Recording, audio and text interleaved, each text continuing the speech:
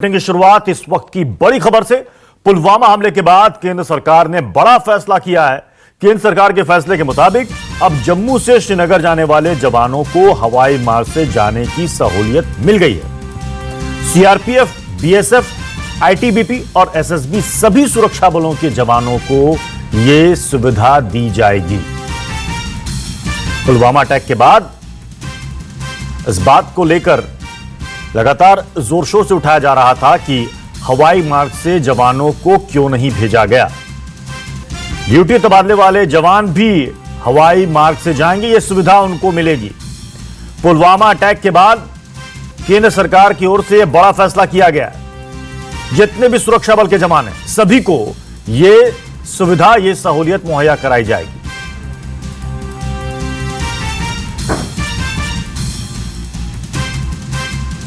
Pulwama attack के बाद लगातार सरकार पर सवाल उठाए जा रहे थे कि सरकार ने सहूलियत जवानों को क्यों नहीं दी है।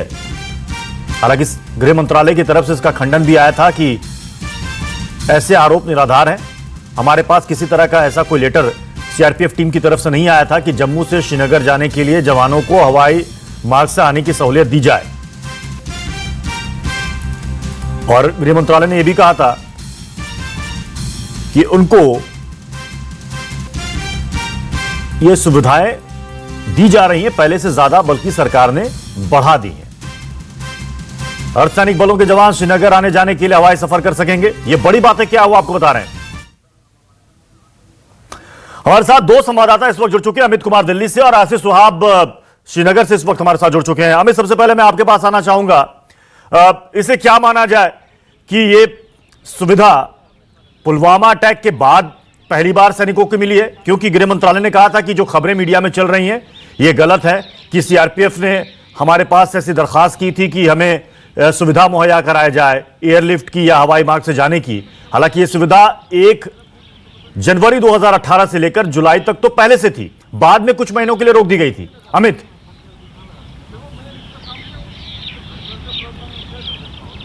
देखिए, सबसे बड़ी बात कि ये जो फैसला हुआ है ये बहुत बड़ा फैसला है, और इस लिहाज से भी कि करीब 7,80,000 जो जवान है पैरामिलिट्री फोर्स के, खास करके जो constable, head constable, ASI, in level के जो जवानों को ये फैसिलिटी उपलब्ध नहीं थी। और ये उस लिहाज से बड़ा फैसला है कि अब ये जो फैसला है ये इन जो जवानों को भी, जो एकदम आप कह सकते हैं कि लोअर लेवल के जवान है, जो असली आप कह सकते हैं कि जो आगे खड़े होकर लड़ाई लड़ते हैं, जो कांस्टेबल है, हेड कांस्टेबल है, एएसआई है, उनको ये फैसिलिटी मिलने जा रही है। पहले भी थी लेकिन इस तरह से नहीं थी, उस तरह से सबको सुविधाएं नहीं मिलती थी। लेकिन अब ये सरकार ने किया है कि छुट्टी पे अगर कोई जवान जाता है या छुट्टी से जब वापस आता है तो ऐसे में उनको ये सुविधा मिलेगी कि वो यहाँ पर पहुंचे। क्योंकि अगर आप देखें तो जो पुलवामा अटैक है, निश्चित तौर पर पुलवामा अटैक के बाद आप कह सकते हैं कि सरकार जागी और ये बड़ा फैसला लिया। और ये सवाल उठ रहे थे कि करीब जो जम्मू से कश्मीर करीब रात भर का सफर होता है, करीब 12 घंटे ज्यादा का सफर चलता है, और 78 गाड़ियां, और ऐसे जगहों पर जहां पर आतंकी नजर लगाकर पहले से बैठे हो, तो एक तरह से आप उनके लिए एक परोस कर देते हैं कि आप इस पर हमला करें, एक मौका देते हैं आतंकियों को, या इस तरह के जो संदिग्ध लोग हैं उनको मौका देते हैं। तो ये अपने आप में बड़ा फैसला है। करीब 7 लाख, जैसा बताया कि 7,80,000 जवानों को सीधा फायदा होगा। और ये सिर्फ यहीं पे नहीं, देश भर में जो पैरामिलिट्री फोर्सेज के जवान हैं इनको ये फैसिलिटीज मिलने जा रही है। तो मुझे लगता है पैरामिलिट्री फोर्सेज, और स्पेशली अगर आप देखें तो इसका सबसे ज्यादा फायदा अगर किसी को मिलेगा, ये जो सबसे ज्यादा लाभ उठाएंगे वो सीआरपीएफ है। क्योंकि सीआरपीएफ के जवानों को सबसे ज्यादा टफ सिचुएशन में काम करना पड़ता है। उनके लिए पीस एरिया, पीस टाइम जैसी कोई चीजें नहीं है। आर्मी में है कि 3 साल अगर आपने बॉर्डर में काम किया है तो 3 साल के बाद आपको तुरंत उठाकर पीस एरिया भेजा जाता है। लेकिन सीआरपीएफ के जवानों के साथ ये चीजें नहीं होती है। वो या तो बाढ़ में रेस्क्यू करते दिखते हैं, आगजनी कहीं होता है तब वहां पे दिखते हैं, सड़क पर जाम हटाते दिखते हैं, वहां पर जम्मू कश्मीर में लड़ाई लड़ते दिखते हैं। तो उनके एक पीस एरिया नहीं, कि स्पेसिफिक जॉब नहीं है। सीएसएफ का स्पेसिफिक जॉब है इंस्टॉलेशंस की, आप सुरक्षा करते हैं। आईटीबीपी जो इंडो चाइना बॉर्डर्स हैं, बीएसएफ यहाँ पर एलओसी और तमाम जगहों पर इंटरनेशनल बॉर्डर्स पे खड़े हैं। लेकिन सीआरपीएफ जैसे जवान के लिए मुझे लगता है बहुत बड़ा फैसला है, उनके जवानों के लिए, उनके जो अधिकारियों बने रहे। आसिफ भी हमारे साथ जुड़े हैं। आसिफ, ये बताइए लेवल के अधिकारियों को अब तक मिलना, मुझे लगता है ये सुविधा कब से कब तक मिल रही थी, और ये सुविधा मिल जाने के बाद मतलब कह सकते हैं कि जवानों को एक बड़ी सुविधा के साथ साथ समय की भी बचत।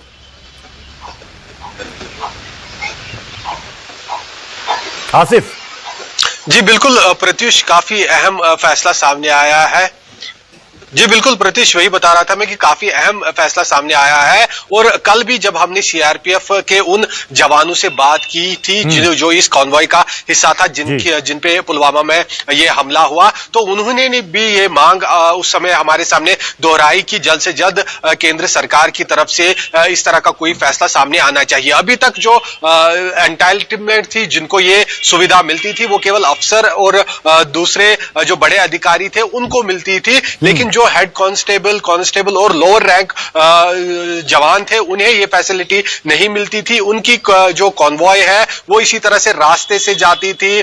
खास तौर पर श्रीनगर से लेकर काजीगुंड का जो इलाका था, यहां पर बार बार कॉन्वॉय को निशाना बनाया जाता था। हालांकि पहले भी फोर्सेस की तरफ से इस तरह की मांगे उठती थी, लेकिन पुलवामा हमले के बाद जिस प्रकार से यह मांग दोबारा से उठी, कल हमारे सामने सीआरपीएफ के जवानों ने यह मांग दोहराई, जैसा हमने कल दिखाया भी था, तो उसके तुरंत बाद यह फैसला ले लिया गया है। और काफी अहम फैसला है। इससे जो निचले स्तर पर जो एक सैनिक है जो तैनात रहता है सड़क पर सुबह से लेकर शाम तक, उसको बड़ी राहत मिलने वाली है। ना केवल उसका समय बचेगा, बल्कि उसकी जो जान खतरे में एक तरह से सफर करते वक्त उस समय खतरे में जान रहती थी, जब वो हथियार लेकर नहीं होता था, एक तरह से तैयार नहीं होता था मुकाबला करने के लिए। लीव से आने के समय ये जिस प्रकार से अवंतीपुरा में हमला हुआ था, उसमें भी जो जवान आ रहे थे ज्यादातर लीव से घर से वापस आ रहे थे ड्यूटी करने के लिए, तो वो एक तरह से तैयार नहीं थे। तो ये एक बड़ा उनके लिए राहत की बात है कि अब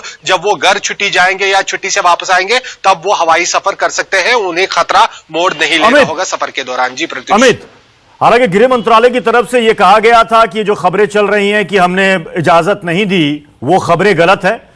हवाई सेवा पहले भी चलती थी और इससे सहूलियत भी होती थी, लेकिन जो रास्ता है सड़क के जरिए जाने का वो आगे भी जारी रहेगा, क्योंकि अभ्यासगत कारणों की वजह से साजो सामान ले जाने के लिए भी ये प्रैक्टिस के लिए भी ये जरूरी होता है, वो जारी रहेगा।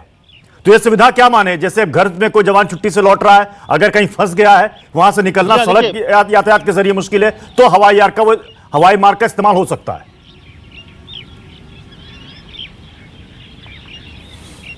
नहीं, देखिए, वो जवानों के लिए जो आने जाने के लिए होगा, या छुट्टी से जाना हो, ये जवानों के मूवमेंट के लिए है। लेकिन ये जब आप हथियार ले जाते हैं या कॉन्वॉय में कई ऐसी चीजें होती है, साजो सामान होता है, खाने पीने का, उस वक्त भी सब जवान होते हैं, तो इस तरह का मूवमेंट होगा। लेकिन इस तरह से कि 78 गाड़ियां हो और 2500 जवान, जिसमें से ज्यादातर जवान छुट्टी मनाकर घर से लौट रहे हो, वो दूसरे मूड में होते हैं, दूसरे मिजाज में होते हैं, हथियार उनके पास नहीं होता है, तो ऐसे में एक बहुत बड़ी संभावना होती है, रिस्क संभावना। तो इस तरह की मूवमेंट को रोक लगाने के लिए कोशिश की। हालांकि गृह मंत्री ने यह भी ऐलान कर दिया था, जो प्रेस कॉन्फ्रेंस किया था, आपको याद हो 15 तारीख के शाम को, उसमें कहा था कि अब जैसे अगर कोई मूवमेंट होगा, जो बाईपास या आसपास की जो सड़कें होंगी वो भी इवैक्यूएट करा दी जाएगी, उसको भी कॉर्डन ऑफ कर दिया जाएगा, जो इस बार नहीं किया गया था, जिसकी वजह से इतना बड़ा हादसा हुआ, जितना बड़ा आतंकी हमला हुआ। तो वो कॉन्वॉय जब अब जाएगा, तो इसका मतलब है कि उसमें नंबर्स ऑफ जो आप पर्सन्स होंगे वो भी कम होंगे और साजो सामान के साथ होगा, लेकिन उसकी सुरक्षा के लिए भी मापदंड तैयार कर दिए गए हैं। और जो जवान है उनकी सुरक्षा हो, इसके लिए अब एयर ट्रेवल जो होगा वो एक अहम फैसला है। जवानों को तो सुविधा मिली ही, सुरक्षा के लिहाज से भी ये एक बड़ा कदम है, बड़ा अहम फैसला है सरकार का। बहुत बहुत शुक्रिया अमित और आसिफ, आप दोनों का हमारे साथ